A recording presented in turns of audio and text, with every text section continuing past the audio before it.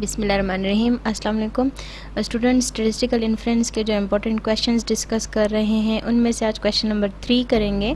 Question number 3 तो वैसे अगर देखा जाए तो वो क्रेमर-रॉल-ओवर-बाउंड से एक हमारे पास क्वेश्चन है, क्योंकि क्रेमर-रॉल-ओवर-बाउंड के क्वेश्चन हम कर चुके हैं। क्रेमर-रॉल-ओवर-बाउंड के क्वेश्चन इतने मुश्किल नहीं होते, लेकिन इस क्वेश्चन में आपके पास जो डिस्ट्रीब्यूशन गिवन है दैट इज़ काशी डिस्ट्रीब्यूशन, उस केस सिचुएशन में हमारे पास जब हम expected value of efficient score find out करते हैं तो वहाँ पे हमें इंटीग्रल लेना पड़ता है, जो कि काफ़ी कॉम्प्लिकेटेड फॉर्म आती है। ठीक है, सो उस वजह से बहुत सारे स्टूडेंट्स को इस क्वेश्चन में मसला हो जाता है, तो उसके लिए आज हम इसको डिस्कस करेंगे। क्वेश्चन देखते हैं हमारे पास क्वेश्चन में क्या है कि let x1 x2 x n be a random sample of size n from a Cauchy distribution, और पीडीएफ उसका क्या है 1 divided by pi into 1 plus X I minus theta whole square. Range आपके पास है from minus infinity to plus infinity. Show that the Cramer Rao lower bound for variance of an unbiased estimator is 2 divided by n। ठीक है, आपको question में given है कि Cramer Rao lower bound for the variance of an unbiased estimator of theta is 2 by n। So जब आपके पास unbiased estimator of theta होता है उस सिचुएशन में क्रेमर-रॉल-ओवर-बाउंड जो न्यूमरेटर होता है वो 1 में कन्वर्ट हो जाता है, क्योंकि derivative of theta is 1।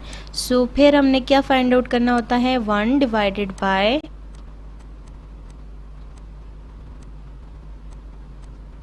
1 divided by expectation of derivative of log of L with respect to theta and then whole square. ठीक है, सो इसके लिए अब हमें सबसे पहले अगर आप देखें तो लाइक्लीहुड फंक्शन फाइंड करने की ज़रूरत है। सो लाइक्लीहुड फंक्शन पहले हम फाइंड करते हैं। यहाँ पे आप देखिए लाइक्लीहुड फंक्शन आपने किसका फाइंड करना होता है, जो पीडीएफ है आपका उसका। सो लाइक्लीहुड फंक्शन हमें पता है, हम कई बार इसके क्वेश्चंस भी कर चुके हैं। आपके पास कैसे फाइंड आउट किया जाता है कि आपने प्रोडक्ट लेना होता है एन टाइम प्रोडक्ट उस डिस्ट्रीब्यूशन का जिसके लिए आप फाइंड कर रहे हैं। ठीक है, this pi basically represent the n time product of this distribution. So जब ये पाई इस पे अप्लाई होगा तो चूंकि 1 ओवर पाई जो है this is independent of x, सो आपके पास ये इसका पावर n हो जाएगा। ठीक है, चूंकि इस टर्म में x इन्वॉल्व है तो यहाँ पे आपके पास क्या आएगा pi i is from 1 up to n, और आपके पास ये एक्सप्रेशन आ जाएगी। ठीक है, चूँकि हमें यहाँ पे आप देखें लॉग ऑफ एल चाहिए, सो लॉग अप्लाई कर लेते हैं बोथ साइड। यहाँ पे आप देखें आपके पास ये पाई लॉग ऑफ यहाँ पर आपके पास 2 टर्म्स हैं, 1 ओवर पाई और 1 ओवर ये पूरी एक्सप्रेशन। ठीक है, इनके बीच में अगर आप देखें तो प्रोडक्ट है। सो जब हम लॉग अप्लाई करेंगे तो by using the product rule of log तो आपके पास वो कन्वर्ट हो जाएंगे log of first plus log of second. So वो हमने इस तरह इस फॉर्म में कन्वर्ट कर दिया, और जो डिनोमिनेटर में था वो न्यूमरेटर में गया तो पावर माइनस हो गई, सेम यहाँ पे भी। ठीक है, एंड देन अब यहाँ पे आप पावर रूल लॉग का अप्लाई करें तो ये आपके पास हो जाएगा माइनस एन लॉग पाई, और यहाँ पे -1 जो था ये माइनस, और ये लॉग पाई जो है आप देखें जैसे कि इस टर्म में आपके पास 2 टर्म्स थे प्रोडक्ट में, लॉग अप्लाई किया तो log of first plus log of second हो गया। तो यहाँ पे भी आपके पास क्या है लॉग और फिर प्रोडक्ट है एन टाइम इस एक्सप्रेशन का, तो यानी आपके पास ये पाई जो है दिस प्रोडक्ट कन्वर्ट हो जाएगी आपके पास समिशन में, यानी सम में लॉग ऑफ फर्स्ट फिर log of second plus log of third plus up to log of N, जितने अगर एन एक्स आई की जगह एक्स एन है तो आपके पास वो एक्स एन टर्म्स का सम हो जाएगा। तो वो पाई जो था वो प्रोडक्ट वो इस सम में कन्वर्ट हो गया। नाउ डिफ्रेंशिएट करते हैं with respect to theta on both side, तो आपके पास जो फर्स्ट टर्म था इंडिपेंडेंट ऑफ थीटा है सो 0 हो गया, और यहाँ पे लॉग ऑफ ये कंप्लीट एक्सप्रेशन इसका जब डिफरेंशिएट इसको करेंगे तो ये आपके पास 1 ओवर ये complete term into the derivative of this term. So वो जब डेरिवेटिव लेंगे तो पावर चूंकि 2 है, power as it is 2 into x minus theta power 2 minus 1 हो जाएगा, तो इसलिए इसका पावर 1 हो गया into the derivative of x minus theta. इसका डेरिवेटिव लेंगे तो एक्स का तो 0 हो जाएगा, माइनस थीटा का डेरिवेटिव -1 आ जाएगा। ठीक है, फिर इसको तरतीब से यहाँ पे लिखें। यहाँ पे देखिए सेम वही एक्सप्रेशन है, ठीक है। अच्छा, इसके बाद हमने क्या करना है, क्रेमर-रॉयलेट और बॉर्न फाइंड करने के लिए मैंने अभी आपको बताया था डिनोमिनेटर में आपके पास ये टर्म आता है, ठीक है। सो वो फाइंड करने के लिए आपके पास हमें क्या करना होगा, एफिशिएंट स्कोर तो हमारा आ गया है, लेकिन इस एफिशिएंट स्कोर का स्क्वायर लेना है एंड देन उसका एक्सपेक्टेशन लेना है, ठीक है। सो जब स्क्वायर लेंगे तो आपके पास ये जो 2 है ये स्क्वायर होके बाहर आ जाएगा और एक्सपेक्टेशन इस टर्म पे अप्लाई हो जाएगा। अच्छा, अब यहाँ पे जो चूंकि sum of this term and then whole square है, सो वो सम आपके पास तो जब आप इस स्क्वायर को ओपन करेंगे तो ये इन 2 डिफरेंट उसमें आपके पास कन्वर्ट हो जाएगा, ठीक है। तो अब यहाँ पे आप देखें, ये चूंकि एक्स आई एक्स जे जो है वो इंडिपेंडेंट है, सो ये कंप्लीट टर्म आपके पास 0 हो गया, यानी ये पूरा टर्म आपके पास क्या हो गया, 0 हो गया और सिर्फ जो फर्स्ट टर्म है वो रह गया, ठीक है। तो अब फर्स्ट टर्म में आपके पास चूंकि आप इसको यूँ लिख सकते हैं कि समेशन एंड देन इस पूरे टर्म का स्क्वायर। तो आपने जब समेशन और फिर उस टर्म का स्क्वायर लिखा तो समेशन और एक्सपेक्टेशन को हम इंटरचेंज कर सकते हैं। तो आपके पास ये इक्वेशन 1 इसको हमने कह दिया, ठीक है। अच्छा, अब यहाँ पे इसको हमने इक्वेशन 1 क्यों कहा है, क्योंकि हमने पहले ये एक्सपेक्टेशन जो है तो इसको फाइंड आउट करना है। इसको आप कैसे फाइंड करोगे कि चूंकि ये आपके पास यहाँ से यहाँ तक complete as a one variable treat किया जा रहा है, तो यहाँ पे अब देखिए वेरिएबल हम एक्सपेक्टेशन हम कैसे ओपन करते हैं, चूंकि ये कंटिन्यूस डिस्ट्रीब्यूशन है, सो इंटीग्रल फिर वो variable into the PDF of that variable. So वो पीडीएफ आपके पास चूंकि काशी डिस्ट्रीब्यूशन है वो पीडीएफ आ गया, ठीक है। अब यहाँ पे चूंकि 1/π जो है वो इंडिपेंडेंट ऑफ x है और integral with respect to x है, सो वो बाहर हो गया और रिमेनिंग आपके पास ये टर्म्स रह गई।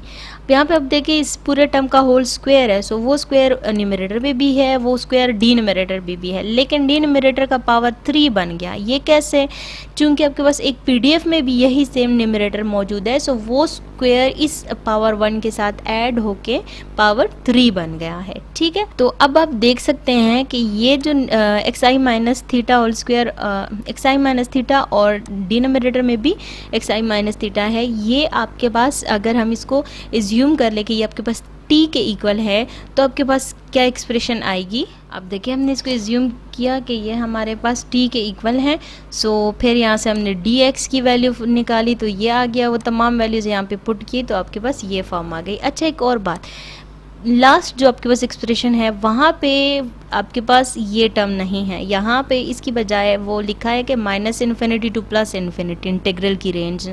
तो वो अगर आप प्रोबेबिलिटी डिस्ट्रीब्यूशन जब हम स्टडी करते होते हैं तो वहाँ पे हमने ये कंसेप्ट पढ़ा था कि आपके पास इंटीग्रल -∞ टू +∞ इक्वल होता है 2 टाइम्स इंटीग्रल लिमिट हो जाते हैं फ्रॉम 0 टू इन्फिनिटी। तो वही रूल यहाँ पे अप्लाई किया है, ठीक है। तो वो यहाँ पे अप्लाई किया तो वो -∞ टू +∞ कन्वर्ट हो गया 2 × 0 टू +∞। अच्छा, यहाँ पे ये मिस्टेक हुई है, ये आपके पास है म्यू पावर 1, ठीक है। ये mu power 1 and then mu power -1/2 and then 1 plus mu whole power 3 D mu.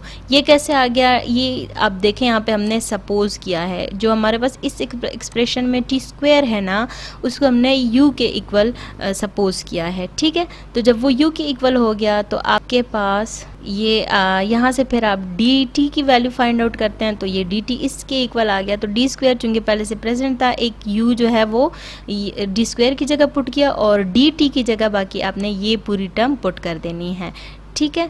तो अब ये जो 1/2 है, ये 1/2 आपके पास यहाँ पे हमने जो है तो u पावर 1/2 नहीं है, ये आपके पास है u into 1/2 into you power -1/2। ये आपके पास है u इंटू 1/2, ये u के पावर में नहीं है, ये u के साथ प्रोडक्ट में है। तो ये 2 इस 2 के साथ कैंसिल हो जाएगा, ठीक है। ये कैंसिल हो गया और यहाँ पे u पावर 1 और u पावर -1/2 आपस में ऐड होके u पावर 1/2 हो गया और आपके पास ये कंप्लीट एक्सप्रेशन जो है तो ये बन गई। इसके बाद अब हमने क्या करना है कि इसको बीटा का अगर सेकेंड काइंड ऑफ बीटा आप देखें उस फॉर्म में कन्वर्ट करने के लिए हमें यहाँ पे कुछ ऐसा करना है कि यहाँ पे -1 वाला टर्म आए। तो -1 बनाने के लिए हमने 1 को ऐड भी किया और 1 को सब्ट्रैक्ट भी किया। तो आप देख सकते हैं जब 1 को ऐड करेंगे इसके साथ तो ये आपके पास बन जाएगा 3 divided by 2 -1। Beta second kind आपको याद होगा कि वो आपके पास अगर आप देखें तो आपके पास रेंज उसकी होती है फ्रॉम 0 टू इन्फिनिटी और x power a -1 divided by 1 plus x और यहाँ पे पावर होती हैं b प्लस a। तो अब आप देखें a तो आपके पास आ गया है ना, a हमने बना लिया है 3/2 -1 आ गया हमारा a, तो यानी a हमारा क्या है 3/2। अब हमने कुछ ऐसे करना है कि यहाँ पे भी इस a को इसके साथ ऐड कर सकें, तो ताकि ये वाली फॉर्म जो है ना ये हम बना सकें। तो इस फॉर्म में को बनाने के लिए हमने क्या किया -3/2 और +3/2 किया, 3/2 को ऐड और सब्ट्रैक्ट किया। तो वो जो ऐड है उसको तो एज इट इज़ रहने देते हैं क्योंकि ये तो हमें चाहिए, ठीक है, प्लस a हमें चाहिए। तो वो जो माइनस वाला टर्म है वो इस 3 के साथ माइनस हो के आपके पास 3/2 ही देगा और ये आप देख सकते हैं आपके पास a भी आ गया, आपके पास b भी आ गया और ये आपका a है, ठीक है। तो ये वो कंप्लीट बीटा के फॉर्म जो सेकंड काइंड ऑफ बीटा है उसमें कन्वर्ट हो गया है।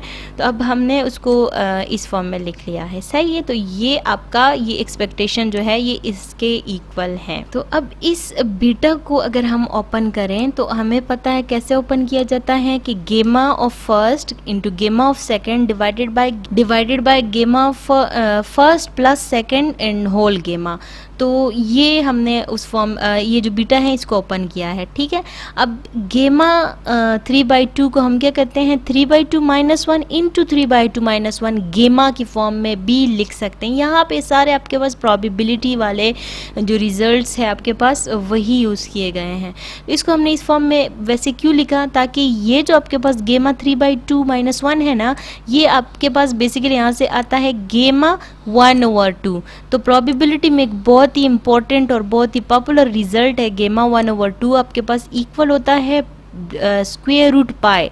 तो ये स्क्वायर रूट पाई बनाने के लिए हमने इसको गेमा 3/2 -1 इंटू 3/2 -1 गेमा की फॉर्म में लिखा। सेम आपके पास इसके साथ भी यही काम हमने किया, तो आपके पास ये आ गया, ठीक है।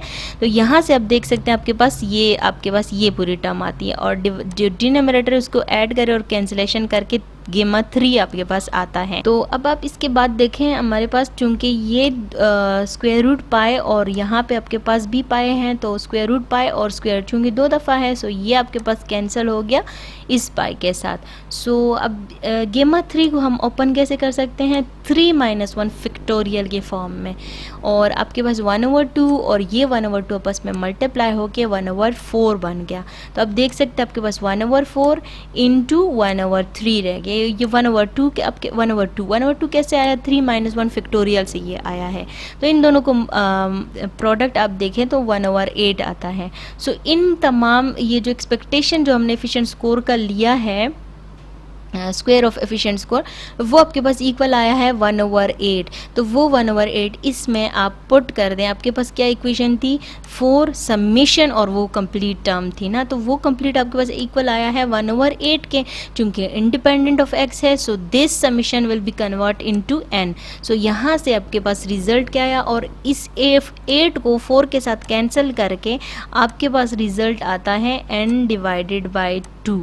ठीक है, यहाँ से आपके पास रिजल्ट क्या आया n/2। ये आपके पास क्या है ये तो अभी हमारा जो डिनोमिनेटर क्रेमर लोअर बाउंड में हमें चाहिए था वो हमारे पास आ गया। अब क्रेमर लोअर बाउंड फाइंड करते हैं कि वो हमारे पास क्या आ रहा है। तो यहाँ पे अब आप देखें आपके पास ये टर्म तो क्रेमर लोअर बाउंड की एक्सप्रेशन है।